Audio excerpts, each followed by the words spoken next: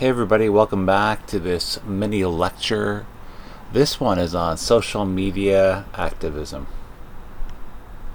Gonna go over a couple of different articles, some major quotes, and then talk about, summarize them. This is from Malcolm Gladwell's Why the Revolution Will Not Be Tweeted. Here are some big quotes that kind of capture some of the major themes. Obviously, the articles are a bit deeper than this. First quote, there is strength in weak ties. Our acquaintances, not our friends, are our greatest source of new ideas and information. Social media is terrific at the diffusion of innovation, interdisciplinary collaboration, seamlessly matching up buyers and sellers, and the logistical functions of the dating world. But weak ties seldom lead to high-risk activism. Weak ties, the way we connect to one another online, are great for, again, here, learning new ideas, spreading innovation, collaborating, buying and selling, dating. But if you want to have a revolution, something high risk where there's possible harm and even death in the way, it's not the Gladwell believes that's not the right way to go for high risk activism.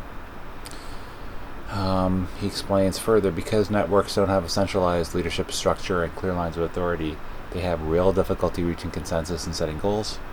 How do you make difficult choices about tactics or strategy or philosophical directions when everyone has an equal say? Networks, again, are great at diffusing ideas, great at collaborating, etc.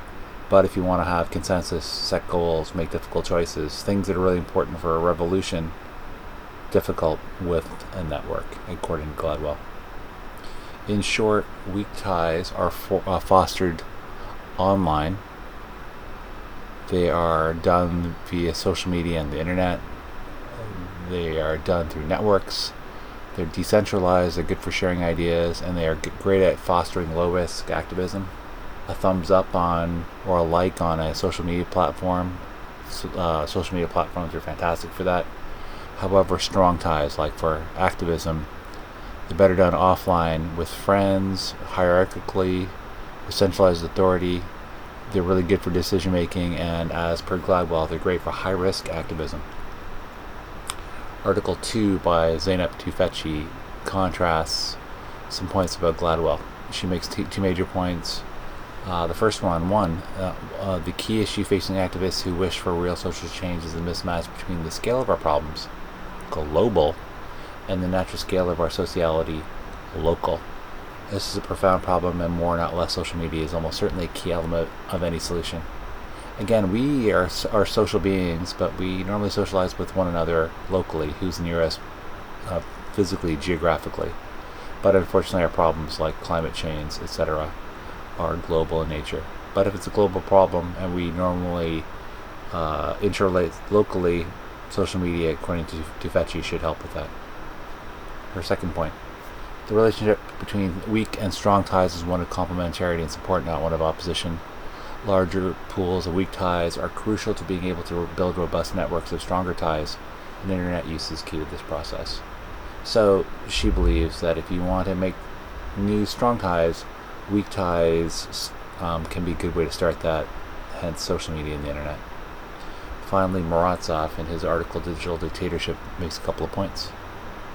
The first quote, the belief that free and unfettered access to information, combined with new tools of mobilization afforded by blogs and social networks, leads to the opening up of authoritarian regimes, societies, and their eventual democratization now forms one of the pillars of techno-utopianism. I'll give a jokingly done on behalf of Morozov, although he doesn't endorse this, potentially. If there is a formula for techno-utopianism, it is this. If you have 1, free information, and you have 2, tech tools, these things invariably lead to open societies and democracy. However, is there techno-utopianism? As Morozov goes on to say in these 2 quotes, Facebook and Twitter empower all groups, not just the pro-Western groups that we like. To put it in a more formal framework, not all social capital created by the internet is bound to produce social goods. Social bads are inevitable as well.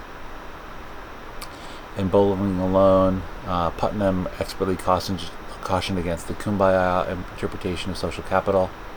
stating that networks are generally good for those inside the network, but the external effects of social capital are by no means always positive. Again, if you have social networks like Facebook and Twitter, they can empower really good social goods, but also social bads, depending on who the actors are and their intentions. To summarize really quickly, weak ties, where I listed a bunch of the characteristics for both them and strong ties, they're really great for ideas and spreading them around, collaborating, buying, selling, dating, sharing information. They're good for low-risk activism, like the like button, a thumbs up online. However, strong ties are much better, according to Gladwell, for high-risk activism, where there might be a really dear stake of going to a protest and getting hurt or maybe even killed. According to Tufekci, point 3, weak tie pools can be the source of building networks of stronger ties. And if we socialize locally and problems are global in nature, there should be strength in weak ties as well. In terms of Morozov, in terms of he kind of sort of posits, and I'm taking from his article, techno-utopianism is really equal to free information plus technology tools that share that information, open societies, and foster democracies. That's techno-utopianism, but people have so much more pessimistic views of that, and in fact think that authoritarian regimes can use the same tools to stop that. And finally, internet social capital can produce both social goods and bads. Depending on the actors involved, it will either produce something good or bad. Thank you for listening. That was Social Media Activism. Have a great day.